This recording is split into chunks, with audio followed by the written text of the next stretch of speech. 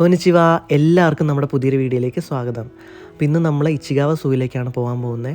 കഴിഞ്ഞൊരു വീഡിയോയിൽ നമ്മൾ പഞ്ചിനെ കാണാൻ പോകുന്ന കുറച്ച് ഒരുക്കങ്ങളൊക്കെ ഉണ്ടായിരുന്നു, പക്ഷേ നമുക്കത് പൂർത്തീകരിക്കാൻ പറ്റിയില്ല. പിന്നെ എന്തായാലും പഞ്ചിനെ പോയി കണ്ട് വിശേഷങ്ങളൊക്കെ ഒന്ന് അറിഞ്ഞിട്ട് വരാമെന്ന് വിചാരിച്ചു. പഞ്ചിനെപ്പറ്റി ഞാൻ പ്രത്യേകിച്ച് പറയണ്ടല്ലോ അല്ലേ. നമ്മുടെ സോഷ്യൽ മീഡിയ മുഴുവൻ വൈറലായിട്ടുള്ള ഒരു കുട്ടിക്കുരങ്ങായിരുന്നു. ഇപ്പോഴത്തെ അവസ്ഥ എന്താണ് കാര്യങ്ങളൊന്നും നമുക്കറിയത്തില്ല. വളർന്ന് വലുതായിട്ടുണ്ടാവാം, ഒരു വർഷമൊക്കെ ആയില്ലേ. അപ്പോൾ എന്തായാലും അറിയാത്തവർക്ക് വേണ്ടിയിട്ട് ഞാൻ കഥ ചെറുതായിട്ട് പറയാം കേട്ടോ. ഇവിടെ ഇച്ചിഗാവ സൂവിൽ ഒരമ്മക്കുരങ്ങ് അതിൻ്റെ കുഞ്ഞുമായിട്ടുള്ള ആ ഒരു ചൂട് മാറുന്നതിന് മുന്നേ ചെറിയ പ്രായത്തിൽ തന്നെ ഉപേക്ഷിച്ചു. പല കാരണങ്ങൾ കൊണ്ടാണ് ഉപേക്ഷിച്ചതെന്ന് പറയുന്നു. അതിനുശേഷം മറ്റു കുരങ്ങുകളാണെങ്കിലും കൂട്ടത്തിൽ കൂട്ടിയില്ല എന്ന് പറയുന്നു. ഒരു സോഫ്റ്റ് ടോയ്, ഒറാങ്കുട്ടൻ്റെ ഒരു സോഫ്റ്റ് ടോയ് അവിടുന്ന് സൂയിൽ നിന്ന് തന്നെ ആളുകൾ കൊടുത്തു. അത് ആദ്യമൊന്നും മൈൻഡ് ചെയ്തില്ല, പിന്നെ അതുമായിട്ട് ഭയങ്കര സൗഹൃദത്തിലായിട്ട് അതും കൊണ്ടൊക്കെയാണ് നടന്നത്. അങ്ങനെയൊക്കെയാണ് അറിയാൻ കഴിഞ്ഞത്. എന്തായാലും ലോകത്തെ കണ്ണ് നനയിപ്പിച്ച ഒരു കഥയായിരുന്നു അത്. ഒത്തിരി പേര് ഷെയർ ചെയ്തു ആ വീഡിയോസൊക്കെ. ഒരുപാട് പേര് ഇതിൻ്റെ പേരിൽ ഒരുപാട് വലിയ ഫണ്ടിങ് ഒക്കെ നടന്നു കേട്ടോ. അപ്പോൾ അവിടുത്തെ മൃഗങ്ങളുടെ എൻവയോൺമെൻറ്റൊക്കെ റെഡിയാക്കാൻ വേണ്ടിയിട്ട് അത് ഉപയോഗിച്ചു എന്നൊക്കെ അറിഞ്ഞു. എന്തായാലും ഞാൻ നാട്ടിലുള്ള സമയത്തൊക്കെയാണ് ഈ കാര്യങ്ങളൊക്കെ നടന്നത്. ഞാൻ നാട്ടിലാണെന്ന് അറിയാതെ തന്നെ കുറേ പേര് എൻ്റെ അടുത്ത് ചോദിച്ചിട്ടുണ്ടായിരുന്നു, ചേട്ടാ പഞ്ചിനെ കാണാൻ പോകുന്നില്ലേ. പിന്നെ നാട്ടിലാണെന്ന് അറിയാവുന്ന കുറച്ച് പേര് പറഞ്ഞു, ചേട്ടാ ഇനി പോകുമ്പോൾ പഞ്ചിനെ കാണാൻ പോകണേ. അങ്ങനെയൊക്കെ ഒത്തിരി കമൻറ്റുകളൊക്കെ വന്നിട്ടുണ്ടായിരുന്നു. എന്തായാലും എനിക്ക് ഭയങ്കര എക്സൈറ്റ്മെൻ്റ് ഉണ്ട് പഞ്ചിനെ കാണാൻ പോകാനായിട്ട്.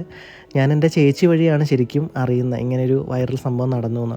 അതിന് ശേഷമാണ് പിന്നെ ഒരുപാട് കമൻറ്റുകളൊക്കെ കണ്ടത്. അപ്പോൾ എന്തായാലും ഭയങ്കര സന്തോഷമുണ്ട്. ഈ വീഡിയോയിൽ ശരിക്കും ഞാനല്ല, നമ്മളെല്ലാവരും കൂടിയാണ് പഞ്ചിനെ കാണാനായിട്ട് പോകുന്നത്. അതായത് നിങ്ങൾക്കെല്ലാം വേണ്ടി നിങ്ങളുടെ ഒരു റെപ്രസെൻറ്റേറ്റീവ് ആയിട്ടാണ് ഞാൻ പോകുന്നത്. അപ്പോൾ രാവിലെ തന്നെ ഇറങ്ങിയിട്ട്, ഇന്ന് നല്ല ചൂടുള്ള ദിവസമായിരുന്നു. അപ്പോൾ നമുക്കൊരു സ്റ്റേഷൻ മതി കേട്ടോ, പെട്ടെന്ന് എത്തും. അവിടുന്ന് പിന്നെ ബസ്സിനാണ് പോകേണ്ടത്. അപ്പോൾ നല്ല വെയിലും കാര്യങ്ങളൊക്കെ ഉണ്ടായിരുന്നു. ഒറ്റ സ്റ്റേഷനുള്ളതുകൊണ്ട് പെട്ടെന്ന് തന്നെ എത്തി. എക്സ്പെൻസും കുറവാണല്ലോ, അപ്പം എനിക്ക് പെട്ടെന്ന് പോയി വ്ളോഗൊക്കെ ചെയ്ത് കാര്യങ്ങളൊക്കെ വന്ന് നിങ്ങളെ എഡിറ്റ് ചെയ്ത് അന്ന് തന്നെ ഇടാമെന്ന് വിചാരിച്ചു. ഇത് പോസ്റ്റ് ചെയ്യുന്ന അന്ന് തന്നെയാണ് കേട്ടോ നമ്മൾ വീഡിയോ എടുത്തിട്ടുള്ളത്. പഞ്ചിൻ്റെ കഥ കേട്ട് കഴിയുമ്പോൾ നമ്മൾ വിചാരിക്കും വലിയൊരു സൂ ആയിരിക്കുന്നത്. എന്നാൽ ഇച്ചിഗാവ സൂ വലിയൊരു സൂ ഒന്നുമല്ല, ചെറിയൊരു സൂ ആണ്. ലൊക്കേറ്റ് ചെയ്തിരിക്കുന്നത് ഇച്ചിഗാവ സിറ്റിയുടെ നോർത്തേൺ പാർട്ടിലാണ്. വളരെ യുണീക്കായിട്ടുള്ള കുറച്ച് ആനിമൽസും പിന്നെ ബൊട്ടാണിക്കൽ ഗാർഡനും, അതാണ് ഇച്ചിഗാവ സൂവിൻ്റെ പ്രത്യേകത.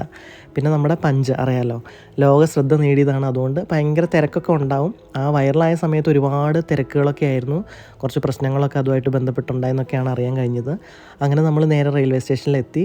അവിടെ ബസ്സിൻ്റെ ടൈമൊക്കെ നോക്കിയിട്ട്, അപ്പോൾ അതിൽ നിന്ന് എനിക്കൊന്നും മനസ്സിലായില്ല. ഹിരകാന കഥകാനൊക്കെ ആയിരുന്നെങ്കിൽ എന്തെങ്കിലും മനസ്സിലായേനെ. അപ്പോൾ ഞാൻ ജസ്റ്റ് അത് ബോർഡ് നോക്കി. എന്നിട്ട് നമ്മൾ 2-ാം നമ്പറിൽ നീബാൻ അവിടെയാണ് ബസ് കയറേണ്ടത്. അങ്ങോട്ടേക്ക് പോയി. അപ്പം ഞാൻ വന്ന സമയത്ത് അധികം ക്യൂവിൽ ആരും ഇല്ലായിരുന്നു കേട്ടോ. നമ്മുടെ നീബാൻ നമ്പറിൽ അധികം ആളുകളെ ഇല്ലായിരുന്നു, ഈ നിൽക്കുന്ന സ്റ്റുഡൻസ് മാത്രമേ ഉണ്ടായിരുന്നുള്ളൂ. അപ്പോൾ ഞാൻ എന്തായാലും ജസ്റ്റ് ഇവിടുത്തെ ബസ്സിൻ്റെ ടൈമിങ്ങും കാര്യങ്ങളൊക്കെ നോക്കാം, ഞായറാഴ്ച എങ്ങനെയാണ്, ശനിയാഴ്ച എങ്ങനെയാണ്, അങ്ങനെയൊക്കെ ഒന്ന് ജസ്റ്റ് ഒന്ന് നോക്കാമെന്ന് വിചാരിച്ചു. ഇനിയിപ്പോൾ ആരെങ്കിലുമൊക്കെ ചോദിക്കുവാണെങ്കിൽ പറയാമല്ലോ ടൈമിങ്. അപ്പോൾ അങ്ങനെ ഒന്ന് നോക്കിയിട്ട് തിരിച്ച് പോകുന്ന സമയത്ത് ക്യൂ ഭയങ്കര വലുതായിട്ടുണ്ടായിരുന്നു കേട്ടോ. അപ്പോഴേക്കും ഒരു ഭയങ്കര ക്യൂ തന്നെയായിരുന്നു അത്. ആളുകളിങ്ങനെ വന്നു കൂടി. അതായത് ബസ് ടൈം ആയപ്പോഴത്തേക്കും ബസ് കയറാൻ വേണ്ടിയിട്ട് ഒത്തിരി ആളുകൾ വന്നിട്ടുണ്ടായിരുന്നു. കുടയൊക്കെ ചൂടി നിൽക്കുന്നുണ്ടായിരുന്നു. ഞാൻ ഒത്തിരി പുറകിലും ആയിപ്പോയി. അപ്പോൾ കണ്ടോ, 2 ലൈനായിട്ട് ഇങ്ങനെ നിൽക്കുകയാണ്. ഇപ്പോൾ 2 ബസ്സിനുള്ള ആൾക്കാരുണ്ടെന്നാണ് തോന്നുന്നത്. ബസ്സിന് സ്ഥലം കിട്ടുമോ എന്ന് എനിക്ക് ഡൗട്ട് ഉണ്ടായിരുന്നു കേട്ടോ. ഇങ്ങനെ കുത്തി നിറഞ്ഞ് പോവും ജപ്പാനിലെ ബസ്സുകളൊക്കെ, എന്നാൽ പോലും ഇവരെല്ലാം കയറി കഴിയുമ്പോഴത്തേക്കും സ്ഥലം ഉണ്ടാവുമെന്നൊരു ഡൗട്ടുണ്ടായിരുന്നു. ഞാൻ ഒത്തിരി പുറകിലായിപ്പോയായിരുന്നു. അപ്പോൾ അങ്ങനെ കുറച്ച് നേരം വെയിറ്റ് ചെയ്ത് നിന്ന് കഴിഞ്ഞപ്പോഴത്തേക്കും നമ്മുടെ ബസ്സൊക്കെ വന്നു. ബസ്സിലേക്ക് കുറച്ച് പേരൊക്കെ വെച്ചിട്ട് കയറുവാണ്. ഇവിടുന്ന് നമ്മൾ ഓണോമച്ചി ഓഞ്ചോമയാണ് ഇറങ്ങേണ്ടത്. അവിടെ ഇറങ്ങിയിട്ട് ഒരു 7 മിനിറ്റ് നടക്കാനുണ്ടെന്നാണ് കേട്ടോ പറഞ്ഞത്. നമ്മൾ പോലീസ് സ്റ്റേഷനിലാണ് ചോദിച്ചത്.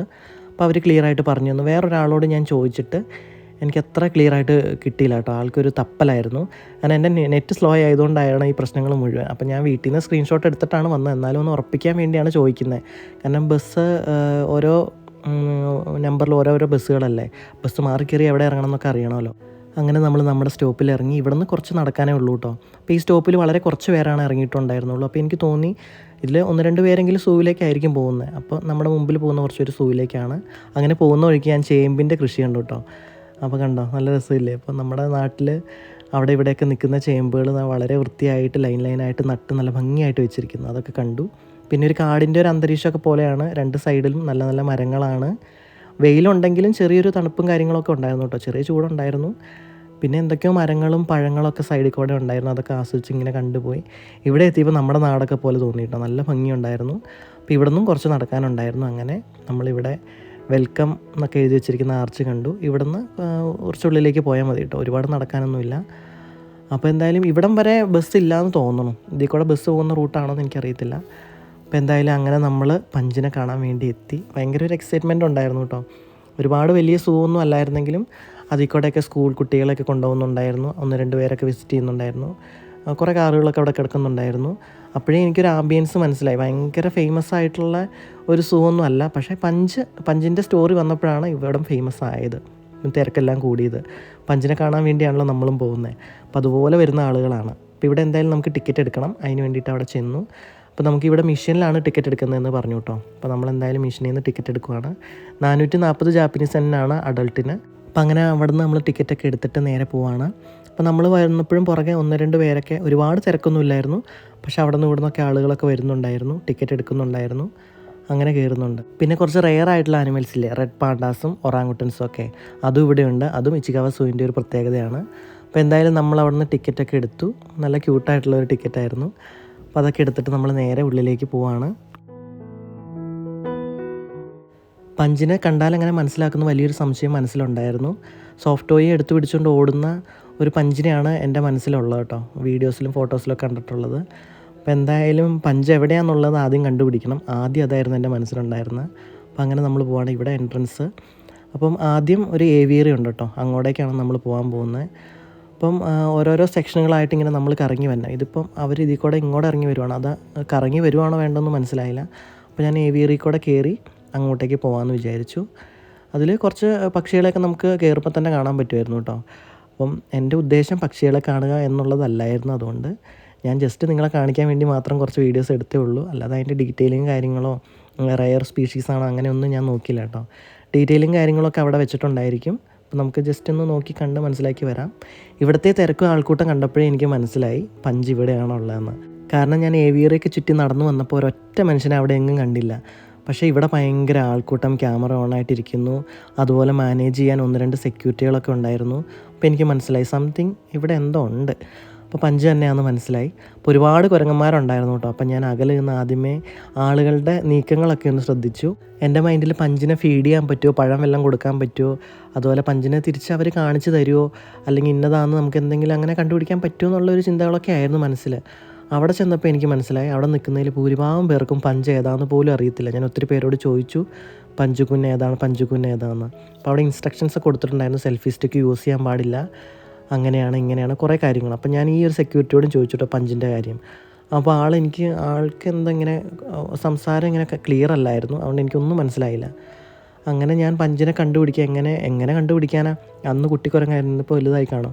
അപ്പോൾ ഞാനൊരു 4-5 പേരോട് ചോദിച്ചു. പക്ഷേ അവർ പറഞ്ഞു താഴെയാണോ ഉള്ളത്, കാണാൻ പറ്റുന്നില്ല. അങ്ങനെ താഴെയും മുകളിലൊക്കെ ആയിട്ട് ഇങ്ങനെ ഒരുപാട് സ്ഥലങ്ങളുണ്ടല്ലോ കുരങ്ങന്മാർക്ക്, അപ്പോൾ അവിടെയാണുള്ളതെന്നൊക്കെ പറഞ്ഞു. ഒത്തിരി പേര് ഫോട്ടോസും ഇതൊക്കെ എടുക്കുന്നുണ്ടായിരുന്നു. പിന്നെ കുറേ ബാമ്പൊക്കെ നിൽക്കുന്നുണ്ടായിരുന്നു, നല്ല ഭംഗിയായിരുന്നു, നല്ല കാറ്റത്ത് ഇങ്ങനെ ആടുന്ന കാണാൻ. അപ്പോൾ അങ്ങനെ പഞ്ചിനെ നോക്കി ഞാൻ കുറേ നേരം അവിടെ നിന്ന് ഒത്തിരി പേരോട് ചോദിച്ചു. പക്ഷേ ആരും പറയുന്നതും കേട്ടില്ല. ഇനി ആരെങ്കിലും പഞ്ചിനെ ഫോക്കസ് ചെയ്യുമ്പോൾ നമുക്ക് അങ്ങനെ മനസ്സിലാക്കിയെടുക്കാമല്ലോ. അങ്ങനെയൊക്കെ ഞാൻ ശ്രമിച്ചു നോക്കി, പക്ഷേ എനിക്ക് മനസ്സിലായില്ല. നമ്മുടെ ഈ വീഡിയോ കാണുമ്പോൾ ആർക്കെങ്കിലും എന്തെങ്കിലും ക്ലൂ കിട്ടുന്നുണ്ടെങ്കിൽ നിങ്ങൾ കമൻറ്റ് ചെയ്യണേ. അപ്പോൾ നമുക്ക് പഞ്ചിനെ നമുക്ക് തന്നെ കണ്ടുപിടിക്കാം. പഞ്ചിനെ കാണാൻ പോയി, പക്ഷേ കണ്ടുപിടിക്കാൻ പറ്റിയില്ല. അതൊരു വലിയൊരു സംഭവമായിപ്പോയി. എന്തായാലും ഒരുപാട് കുരങ്ങന്മാരുണ്ടായിരുന്നു കേട്ടോ, വലുതും ചെറുതും ഒക്കെ ഉണ്ടായിരുന്നു. പിന്നെ അവർക്ക് തണുപ്പ് കിട്ടാൻ വേണ്ടിയിട്ട് ഇങ്ങനെ നനച്ചു കൊടുക്കുന്നുണ്ടായിരുന്നു സൈഡിൽ നിന്ന്, നല്ല ചൂടല്ലേ. അപ്പോൾ അങ്ങനെ പിന്നെ കുറേ ബഹളവും അതും ഇതും കളിച്ചിരിയും കാര്യങ്ങളൊക്കെ ആയിട്ട് കുറേ പേര് ഇതിൽ കൂടെയൊക്കെ ഉണ്ടായിരുന്നു. പുറകിൽ നിന്ന് വെള്ളം ഇങ്ങനെ സ്പ്രിങ്കിൾ ചെയ്യുന്നുണ്ടോ. അപ്പോൾ അങ്ങനെ പിന്നെ എൻ്റെ സെൽഫി സ്റ്റിക്ക് പിടിച്ചു കേട്ടോ, തോളത്ത് വന്ന് 2 തട്ട് തട്ടി. അപ്പോഴേക്കും ഞാൻ ഓർത്തു ഇവിടെ എന്നെ പരിചയമുള്ള ആരാന്ന് ഓർത്തുകൊണ്ട് ഞാൻ തിരിഞ്ഞു നോക്കിയപ്പോഴേക്കും പറഞ്ഞു സെൽഫി സ്റ്റിക്ക് പൊക്കിയൊന്നും വെക്കരുതെന്ന് പറഞ്ഞു. ഞാൻ ഓൾറെഡി പയ്യെ ചെറുതാക്കിയിട്ട് അത്ര സൈസ് ഉള്ളൂ കേട്ടോ, ഇത്രയും നമ്മുടെ കൈ പിടിക്കാനുള്ള പോക്കറ്റ് സൈസാണത്, അങ്ങനെയായിരുന്നു വെച്ചിട്ടുള്ളൂ. പിന്നെ അവർക്കൊരു സമാധാനത്തിന് വേണ്ടി ഞാനത് ഊരി കൈ കൊണ്ട് ഫോണിലാണ് വീഡിയോസൊക്കെ എടുത്തത്. പിന്നെ ഇവിടെയും കുറച്ച് വേറെ ടൈപ്പ് കുരങ്ങ്, എന്തോ മങ്കി സ്കുരൽസാണ്, ബൊളീവിയൻ മങ്കി സ്കുരൽസാണ്, അതിനെ കണ്ടു. അതിൻ്റെയൊക്കെ ആവാസ വ്യവസ്ഥ നല്ല രസമുണ്ടായിരുന്നു കേട്ടോ കാണാൻ. ഇതിൽ കൂടെയൊക്കെ ഓടി നടക്കാനും അങ്ങനെ നല്ല രസമുണ്ടായിരുന്നു. ഇവരുടെ സൂ ഒക്കെ കാണാൻ ഭയങ്കര ഭംഗിയാണ്. അപ്പോൾ ആനയൊക്കെ ആണെങ്കിലും അതിന് കൂട്ടിലിട്ടേക്കുമല്ല, ഓപ്പണായിട്ട് അങ്ങനെയൊക്കെയാണ്. ഞാൻ പണ്ടൊരു സൂ വീഡിയോ ചെയ്തിട്ടുണ്ടായിരുന്നു. പിന്നെ അങ്ങനെ കുറച്ച് റെയർ ആയിട്ടുള്ള കുറച്ച് മൃഗങ്ങളുണ്ടായിരുന്നു കേട്ടോ, നല്ല രസമായിരുന്നു കാണാൻ. 2025 അവസാനത്തിലെ കണക്കനുസരിച്ച് 26 സ്പീഷീസ് ഓഫ് മാമൽസും 201 ഇൻഡിവിജ്വൽസും ഉണ്ടായിരുന്നു എന്നാണ് പറയുന്നത്. അപ്പോൾ ചെറിയ സൂ ആണെങ്കിലും കുഞ്ഞു ഒരുപാട് മൃഗങ്ങളുണ്ടായിരുന്നു കേട്ടോ. അതുപോലെ തന്നെ പക്ഷികൾ 14 സ്പീഷീസ് ഉണ്ടെന്നാണ് പറയുന്നത്. നമുക്കെന്തായാലും എല്ലാം ഒന്നും കാണാൻ പറ്റിയൊന്നുമില്ല. എന്തായാലും റെയർ ആയിട്ടുള്ള കുറേ ആനിമൽസ്, നമുക്ക് പെട്ടെന്ന് എല്ലാ സൂവിലും കാണാൻ പറ്റാത്ത കുറച്ച് ആനിമൽസൊക്കെ ഉണ്ടായിരുന്നു കേട്ടോ.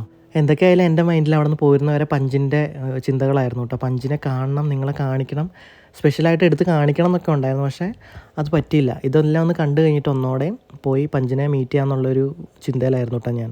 ഒത്തിരി പേരോട് ചോദിച്ചെങ്കിലും ചിലർ ഇവിടുന്ന് മാറ്റിയെന്ന് പറയുന്നുണ്ട്. പക്ഷേ എന്താണ് കറക്റ്റ് നമുക്കൊന്നും മനസ്സിലാവുന്നില്ല. പിന്നെ ഇവിടെ ഇതുപോലെ കുറച്ച് ജീവികളൊക്കെ ഉണ്ടായിരുന്നു. അതിനെ കാണാൻ വേണ്ടിയിട്ട് കയറി. ചിലതെല്ലാം കൂട്ടിലായിരുന്നു കേട്ടോ. ഇതുപോലെ തന്നെ പടമാണ് എനിക്കും കാണാൻ പറ്റുള്ളൂ. അങ്ങനെ അത്യാവശ്യം നല്ല സൈലൻ്റ് ആയിട്ട് നല്ല കാം ആൻഡ് ക്വയറ്റ് ആയിട്ടുള്ളൊരു സൂ ആയിരുന്നു കേട്ടോ ഇത്. ജപ്പാനിലെ സൂകളൊക്കെ അങ്ങനെ തന്നെയാണ്. എന്നാലും ആൾക്കൂട്ടം പഞ്ചിനോട് ചുറ്റി മാത്രമേ ഉണ്ടായിരുന്നുള്ളൂ. അതുകൊണ്ട് നമുക്ക് ഇങ്ങനെ നടന്ന് കണ്ട് വീഡിയോസൊക്കെ എടുത്ത് ഇങ്ങനെയൊക്കെ പോരാനായിട്ട് പറ്റി. പിന്നെ ഈ സൈഡിലേക്ക് വന്നപ്പോൾ ഇവിടെ ആടും പശുവൊക്കെ ഉണ്ടായിരുന്നു കേട്ടോ. ജപ്പാനിൽ ആദ്യമായിട്ടാണ് ഞാൻ പശുവിനെ കാണുന്നത്, നേരിട്ട് കാണുന്നത്. അപ്പോൾ വലിയ പശുവാണ്, എന്തോ ഒരു പ്രത്യേക ടൈപ്പ് ഒരു പശുവാണ്. ഭയങ്കര വലുപ്പമാണ്, ഭയങ്കര ഹൈറ്റും വെയിറ്റുമാണ്. വീഡിയോയിൽ എങ്ങനെയാണ് നിങ്ങൾക്ക് മനസ്സിലാവുന്നുണ്ടോ എന്ന് അറിയത്തില്ല. ഭയങ്കര വലിയ പശുവാണ് കേട്ടോ. അത് ഭയങ്കര ഹൈറ്റാണ്, അതിന് ഹൈറ്റും വെയിറ്റും ഒക്കെ. അതിൻ്റെ ഡീറ്റെയിലും കാര്യങ്ങളൊക്കെ താഴെ ഇങ്ങനെ കൊടുത്തിട്ടുണ്ടായിരുന്നു. അതുപോലെ ഇപ്പുറ സൈഡിൽ 1-2 ടൈപ്പ് ആടുകളും ഉണ്ടായിരുന്നു കേട്ടോ. പശു നമ്മളെ കണ്ടപ്പോൾ ഇങ്ങനെ വന്നതാണ്. കണ്ടോ പശുവിൻ്റെയും മനുഷ്യൻ്റെയും വലിപ്പം വെച്ച് നോക്കും, കണ്ടോ ഭയങ്കര വലിയ പശുവാണ്. ഇങ്ങനെ വന്ന് തലയിട്ട് നോക്കുന്നുണ്ടായിരുന്നു. അതൊക്കെ വളരെ സ്വൈര്യവിഹാരം നടത്തുന്ന ഒരു സ്ഥലമാണ് കേട്ടോ. അത് വളരെ നല്ല നീറ്റായിട്ടൊക്കെ നടക്കുന്നുണ്ട്. പിന്നെ ഒരു കുതിര, പൊക്കം കുറഞ്ഞൊരു കുതിരേനെ ഇങ്ങനെ ഒരാളിങ്ങനെ അങ്ങോട്ടേക്ക് മാറ്റുമായിരുന്നു. അതൊക്കെ കണ്ടു. ഞാൻ ആദ്യമായിട്ടാണ് ഇങ്ങനത്തെ പൊക്കം കുറഞ്ഞ കുതിരേനെ കാണുന്നത്. കുതിരയാണെന്ന് തോന്നുന്നു. അപ്പോൾ അങ്ങനെ അതൊക്കെ കണ്ടു. നല്ല രസമായിരുന്നു, അടിപൊളിയായിരുന്നു. കുറച്ച് വെയിൽ കൂടുതലായിരുന്നു കേട്ടോ ഈ ഒരു സമയമൊക്കെ ആയപ്പോഴേക്കും. നമ്മൾ ഉച്ച കഴിഞ്ഞായിരുന്നല്ലോ. അപ്പോൾ എല്ലാവരും ഫോട്ടോസും വീഡിയോസും ഒക്കെ എടുക്കുന്നുണ്ടായിരുന്നു. പിന്നെ നമ്മൾ ഈ സൈഡിൽ കൂടെ ഇങ്ങനെ പോവാണ്. അപ്പോൾ അങ്ങനെ കണ്ടപ്പോൾ നമ്മൾ അറിയാവുന്ന പോലെ പല്ലൊക്കെ കാണിച്ച് ചിരിച്ച് 1-2 പേര് നിൽക്കുന്നുണ്ടായിരുന്നു. നല്ല രസമാണ്. ഞാൻ ഈ മൂവീസിലൊക്കെ കണ്ടിട്ടുള്ളൂ ഇങ്ങനത്തെ മൃഗങ്ങളെയൊക്കെ. അപ്പോൾ അതെല്ലാം കണ്ടു. അവരുടെ ഫോട്ടോസും ഡീറ്റെയിൽസും ജാപ്പനീസിലെ പേരുകളും ഒക്കെ താഴെ വെച്ചിട്ടുണ്ടായിരുന്നു. പിന്നെ അവിടെ ഒരു ആമയെ കണ്ടു കേട്ടോ. വലിയൊരു ആമയായിരുന്നു. അതിങ്ങനെ വെയിൽ കായാനായിട്ട് കിടക്കുന്നുണ്ടായിരുന്നു. അപ്പോൾ നമ്മൾ ഈ മൃഗങ്ങളെയൊക്കെ കാണുമ്പോഴത്തേക്കും അതിനെ തൊടാൻ പാടില്ല, അങ്ങനെയുള്ള കാര്യങ്ങൾ, ഫീഡ് ചെയ്യാൻ പാടില്ല, അങ്ങനെയുള്ള കാര്യങ്ങളൊക്കെ അവിടെ എഴുതി വെച്ചിട്ടുണ്ട്. അതൊക്കെ നമ്മൾ ഫോളോ ചെയ്യണം കേട്ടോ. അപ്പോൾ ഇതുപോലെ പന്നി ഉണ്ടായിരുന്നു ഇവിടെ. പന്നി അകത്തും കുറച്ചുണ്ടായിരുന്നു കേട്ടോ. അപ്പോൾ പന്നീനെ തൊടാൻ പാടില്ല എന്നൊക്കെ അവിടെ എഴുതി വെച്ചിട്ടുണ്ട്. വെള്ളയും കറുപ്പും കൂടി അങ്ങനത്തെ ഒരു പ്രത്യേക ടൈപ്പ് പന്നിയായിരുന്നു. പന്നിയൊക്കെ നല്ല വിശ്രമമായിരുന്നു, ഫുഡ് കഴിച്ചിട്ട് കിടക്കുമായിരിക്കും. പിന്നെ ഇവിടെ ഒരു ആടാന്ന് തോന്നുന്നു, ഗർഭിണിയായ ആടാണോ എന്ന് ഡൗട്ടുണ്ട്. പിന്നെ അതെല്ലാം കണ്ടു കഴിഞ്ഞിട്ട് ഞാൻ എന്തെങ്കിലും കഴിക്കാമെന്ന് നോക്കിയപ്പോഴത്തേക്കും അവിടെ ഒരു ഐസ്ക്രീം, പ്രത്യേക ടൈപ്പ് ഒരു ഐസ്ക്രീം ആളുകൾ മേടിച്ച് കഴിക്കുന്നുണ്ട് കേട്ടോ. നമ്മൾ ഈ മസാല ദോശയുടെ വലുപ്പത്തിലുള്ള ദോശയിൽ ചുരുട്ടിയെടുത്ത പോലത്തെ ഒരു ഐസ്ക്രീം. അപ്പോൾ എന്തായാലും മേടിക്കാമെന്ന് വിചാരിച്ചു. അപ്പോൾ 200 yen അവിടെ കൊടുത്തേക്കണം കണ്ടപ്പം ഞാൻ പെട്ടെന്ന് മേടിച്ചു. പക്ഷേ അത് എക്സ്ട്രാ നമ്മൾ സംഭവങ്ങൾ ആഡ് ചെയ്യുന്നതിനായിരുന്നു പ്ലസ് 200 yen. ആക്ച്വലി ഇതിന് 800 ആയിരുന്നു. അപ്പം എനിക്ക് വേണ്ടായിരുന്നു. ഞാൻ പിന്നെ ഓർഡർ ചെയ്ത് കഴിഞ്ഞിട്ട് ഞാൻ പൈസ കൊടുക്കാൻ നേരത്താണ് ചോദിച്ചത്. അപ്പം 800 ജാപ്പനീസ് തന്നെയെന്ന് പറഞ്ഞു. എനിക്ക് മനസ്സോടെയാണ് ഞാൻ മേടിച്ചത്. അപ്പോൾ എന്തായാലും ദോശ പോലെ ഒരു സാധനത്തിലേക്ക് ക്രീമുകളും കാര്യങ്ങളൊക്കെ ഒഴിച്ച് പിന്നെ ചോക്ലേറ്റും കൂടിയാണ് ചേർക്കുന്നത്. പിന്നെ ബെറീസ് അങ്ങനത്തെ കാര്യങ്ങൾ, സ്ട്രോബെറീസൊക്കെ ആഡ് ചെയ്യാം. അപ്പോൾ അതൊന്നും ഞാൻ വേണ്ടെന്ന് പറഞ്ഞു. ചോക്ലേറ്റ് വെച്ചിട്ടുള്ളൊരു സാധനമാണ്. അതിങ്ങനെ മടക്കി വലിച്ചെടുത്തിട്ട് നമുക്ക് തരും. അതിൻ്റെ അകത്തൊരു സ്കൂപ്പ് ഐസ്ക്രീമും കൂടി അവർ ചേർക്കുന്നുണ്ട് കേട്ടോ. അപ്പോൾ നമുക്കത് ഫുള്ളും അപ്പം പോലത്തെ ഇത് കണ്ടോ, ദോശ പോലത്തെ, അതൊക്കെ നമുക്ക് കഴിക്കാം. അപ്പോൾ ഞാൻ തമാശയ്ക്ക് ചോദിച്ചു ഇത് ഫുള്ളും കഴിക്കാൻ പറ്റുമോ എന്ന് ചോദിച്ചപ്പോൾ ഓക്കെ എന്ന് പറഞ്ഞു. അപ്പോൾ ഞാൻ ഈ പൊതിഞ്ഞ ഗ്രീൻ പേപ്പർ അതോന്ന് ചോദിച്ചു. അപ്പോഴേക്കും പുള്ളിക്കാരി ഒന്ന് ചിരിച്ചു, എന്നിട്ടാണത് തന്നത്. അപ്പം അങ്ങനെ ഞാൻ പേയ്മെൻറ്റൊക്കെ കൊടുത്തു. പിന്നെ നല്ല ചൂടല്ല. ഞാൻ ജപ്പാനിൽ വന്നിട്ട് ഇതുവരെ ഐസ്ക്രീം കഴിച്ചില്ല കേട്ടോ. എനിക്ക് ഐസ്ക്രീമിനോടൊന്നും വലിയ താല്പര്യമില്ലാത്തതാണ്. ഇത് കണ്ടപ്പോൾ എന്തോ ഒരു പ്രത്യേക സ്പെഷ്യാലിറ്റി തോന്നി. അപ്പോൾ നമ്മൾ വീഡിയോ എടുക്കുകയും ചെയ്യാമല്ലോ എന്നൊക്കെ കരുതിയാണ് മേടിച്ചത്. പക്ഷേ ഷുഗറൊക്കെ ആയതുകൊണ്ട് എനിക്ക് മേടിക്കാൻ ഒട്ടും താല്പര്യമില്ലായിരുന്നു. അപ്പോൾ എന്തായാലും ഞാനത് അവിടെ നിന്ന് മേടിച്ച് കഴിക്കാമെന്ന് വിചാരിച്ചു. അപ്പോൾ മേക്കിങ് ഞാൻ വീഡിയോ എടുത്തോട്ടെ എന്ന് ചോദിച്ചു. അപ്പോൾ എടുത്തോളാൻ പറഞ്ഞു. സന്തോഷത്തോടെ അങ്ങനെ തന്നു. അവിടെ ഇരുന്ന് കഴിക്കുകയാണ്. ഞാനത് ഫുള്ള് കഴിച്ചില്ല കേട്ടോ. കുറച്ച് ഞാൻ കഴിച്ചു. എനിക്കത്ര ഇതായിട്ട് തോന്നിയില്ല. ഭയങ്കര മധുരവും ഒക്കെ കൂടുതലായിരുന്നു. എനിക്കെന്തോ അത്ര വലിയ കാര്യമായിട്ട് ഇഷ്ടപ്പെട്ടില്ല. അപ്പോൾ ഞാൻ പകുതി കളയുകയാണ് ചെയ്തത്. അപ്പോൾ അവിടെ തണലത്തിരുന്ന് കുറച്ച് നേരം കഴിച്ചു. ആ സമയം കൊണ്ട് ഫോണൊക്കെ ഒന്ന് ചാർജ് ചെയ്തു, കുറച്ച് നേരം റെസ്റ്റ് ചെയ്തു. എന്നിട്ട് ഒന്നോടെ പഞ്ചിനെ പോയി കണ്ട് എങ്ങനെയെന്നും ഒന്ന് കണ്ടുപിടിച്ച് നിങ്ങളെ കാണിക്കണമല്ലോ, തംബ്നെയിലും കൊടുക്കണമല്ലോ. അപ്പോൾ അതിനുള്ള പരിപാടിയായിരുന്നു. ഇടയ്ക്കിടയ്ക്ക് മനസ്സിലേക്ക് ചിന്ത വരും, 800 ജാപ്പനീസ് തന്നെ ഉണ്ടെങ്കിൽ എന്തൊക്കെ ചെയ്യായിരുന്നു. അവിടെ അപ്പുറത്ത് ഹോട്ട് ഡോഗ് അങ്ങനത്തെ കാര്യങ്ങളൊക്കെ ഉണ്ടായിരുന്നു. ഞാൻ കഴിച്ച് ഇതുവരെ നോക്കിയിട്ട് പോലുമില്ല. ഒരു ഐസ്ക്രീമിന് 800 ജാപ്പനീസ് തന്നെ ഇച്ചിരി കൂടുതലല്ലേ എന്നുള്ള ചിന്ത ഇടയ്ക്കിടയ്ക്ക് മനസ്സിലേക്ക് വന്നു. പിന്നെ എന്തായാലും ഐസ്ക്രീമിൻ്റെ കൂടെ ഒരു ദോശയും കൂടി കിട്ടിയതുകൊണ്ട് ദോശ വിത്ത് ഐസ്ക്രീം എന്ന് മനസ്സമാധാനിച്ച് നമ്മൾ പിന്നെ അടുത്ത സ്ഥലത്തേക്ക് പോവാണ്. ഇനി കുട്ടികൾക്ക് കളിക്കാൻ പാകത്തിനുള്ള മിനി റെയിൽവേ ട്രാക്ക് അങ്ങനെ കുറച്ച് കാര്യങ്ങളൊക്കെ ഉള്ളൂ കേട്ടോ. അങ്ങോട്ടേക്ക് അധികം ഇല്ല. പക്ഷേ എങ്ങനെയുണ്ടെന്നൊക്കെ അറിയാൻ വേണ്ടി ജസ്റ്റ് ഒന്ന് പോകാമെന്ന് വിചാരിച്ചു. അപ്പോൾ അവിടെ നമ്മുടെ ഈ ഇച്ചിഗാവ സൂവിൻ്റെ ഒരു ഫോട്ടോ ഒക്കെ എടുക്കാൻ പാകത്തിനുള്ള ഒരു ആർച്ച് പോലത്തെ ഇത് കണ്ടിട്ടുണ്ടായിരുന്നു. അപ്പോൾ അവിടെയൊക്കെ ചെന്ന് നമ്മൾ ജസ്റ്റ് ഒന്ന് നിന്ന് നോക്കി തംബ്നെയിലിനുള്ള കുറച്ച് ഫോട്ടോസും കാര്യങ്ങളൊക്കെ എടുത്തു. പിന്നെ ഇതാണ് കേട്ടോ, ഇവിടെ നിന്ന് പിന്നെ നമ്മൾ നേരെ തിരിച്ചാണ് പോകേണ്ടത്. അപ്പോൾ ഇവിടെ അധികം ആളുകളൊന്നും ഇല്ലായിരുന്നു കേട്ടോ, പഞ്ചിന് ചുറ്റുമായിരുന്നു ഏറ്റവും കൂടുതൽ ആളുകളുണ്ടായിരുന്നത്. അപ്പോൾ പോകുന്ന വഴിക്ക് എൻ്റെ ഫേവറേറ്റ് ആയിട്ടുള്ള യമുനെ കണ്ടു. യമുനെ വളർത്തണം എന്ന് എനിക്ക് ഭയങ്കര ആഗ്രഹമാണ്. എന്ത് ഭംഗിയായിട്ടാണ് ഇവിടെ ഓരോ ജീവികളുടെ ആവാസ വ്യവസ്ഥകളൊക്കെ ഉണ്ടാക്കി വെച്ചിരിക്കുന്നത്. യമു ഇങ്ങനെ കാട്ടിക്കോടെ നടക്കുന്ന പോലെ നല്ല ഭംഗിയായിട്ട് നല്ല രസമായിട്ട് നടക്കുന്നുണ്ടായിരുന്നു കേട്ടോ. അങ്ങനെ പിന്നെ നമ്മൾ ഇവിടെ നിന്ന് നോക്കുമ്പോഴും പഞ്ചിൻ്റെ അവിടെ എപ്പോഴും ആളുകളാണ് കേട്ടോ, അവിടെ തിരക്കോട് തിരക്കാണ്, എപ്പോഴും ആൾക്കാരാണ്. അപ്പോൾ വീണ്ടും നമ്മളൊന്ന് ചെന്നു, എന്നിട്ട് പഞ്ചിനെ കാണാൻ പറ്റുമെന്ന് അറിയാൻ വേണ്ടി ഇങ്ങനെ നോക്കി. ഒരുപാട് കുരങ്ങന്മാരുണ്ട് കേട്ടോ. ഇതിനകത്ത് ഏതെങ്കിലും പഞ്ചാണെങ്കിൽ ഒന്ന് കണ്ടുപിടിച്ച് തരണേ. അപ്പം ഞാൻ ശരിക്കും നോക്കിയായിരുന്നു. 1-2 പേരോട് ഞാൻ വീണ്ടും ചോദിച്ചു, പക്ഷേ എനിക്ക് മനസ്സിലാക്കാൻ പറ്റിയില്ല കേട്ടോ. എന്തായാലും പഞ്ചിനെ കാണാൻ വരാൻ പറ്റിയതിൽ തന്നെ സന്തോഷമുണ്ട്. കുറേ പേര് ചോദിച്ചിട്ടുണ്ടായിരുന്നല്ലോ. പിന്നെ പഞ്ചിനെ ചിലപ്പോൾ കണ്ടിട്ടുണ്ടായിരിക്കാം, ഒരുപാട് കുരങ്ങന്മാരുണ്ടായിരുന്നല്ലോ. അവിടെ തിരിച്ചു പോകാമെന്ന് വിചാരിച്ചു. പിന്നെ ബസ് കയറാനായിട്ട് പോയി. അതുപോലെ തിരിച്ചു പോകുന്ന സമയത്ത് നമുക്ക് ഡൈസോയിലൊന്ന് കയറണമായിരുന്നു കേട്ടോ. എൻ്റെ ഫോണിൻ്റെ ഗ്ലാസ്സിന് ചെറിയൊരു പ്രശ്നം ഉണ്ടായിരുന്നു, ഒട്ടിച്ചിരുന്ന ഗ്ലാസ്സാണ്, അപ്പോൾ അതൊന്ന് മാറ്റണം. അപ്പോൾ ഇവിടുത്തെ ഡൈസോയിൽ ഞാൻ ഒരു തവണ കയറിയിട്ടുണ്ടായിരുന്നു. അങ്ങനെ 1-2 സാധനങ്ങൾ മേടിക്കാനുണ്ട്, ഒരു ചീപ്പ് മേടിക്കാനുണ്ടായിരുന്നു. ഇവിടുത്തെ ഡൈസോയിൽ ഒരുപാട് പ്രത്യേകതകളുണ്ട്. ഡൈസോ ഒരു സെപ്പറേറ്റ് വീഡിയോ ചെയ്യേണ്ട വരുമായിരിക്കും. അപ്പോൾ എന്തായാലും ഇന്ന് പോയ കുറച്ച് കാര്യങ്ങൾ നിങ്ങളെ കാണിക്കാമെന്ന് വിചാരിച്ചു. ഇവിടെ വലിയ ഡൈസോ ആണ് കേട്ടോ, ഒത്തിരി കാര്യങ്ങളുണ്ട്. ഞാൻ പല ഡൈസോയിൽ പോകുമ്പോഴും യുണീക്കായിട്ടുള്ള പല സാധനങ്ങളുണ്ടായിരിക്കും കേട്ടോ. ഇവിടെ വന്നപ്പോഴും അങ്ങനെയൊക്കെ കാര്യങ്ങളുണ്ടായിരുന്നു.